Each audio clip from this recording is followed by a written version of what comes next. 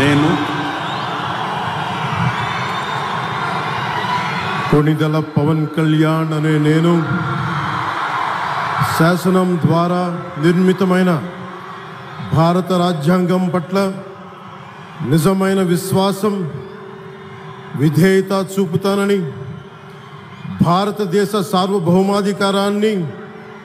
సమగ్రతని కాపాడుతానని, ఆంధ్రప్రదేశ్ రాష్ట్ర మంత్రిగా నా కర్తవ్యాలను శ్రద్ధతో అంతఃకరణ శుద్ధితో నిర్వహిస్తానని, భయం కానీ పక్షపాతం కానీ రాగద్వేషాలు కానీ లేకుండా రాజ్యాంగాన్ని శాసనాలని అనుసరించి ప్రజలందరికీ న్యాయం చేకూరుస్తానని దైవ సాక్షిగా ప్రమాణం చేస్తున్నాను. నేను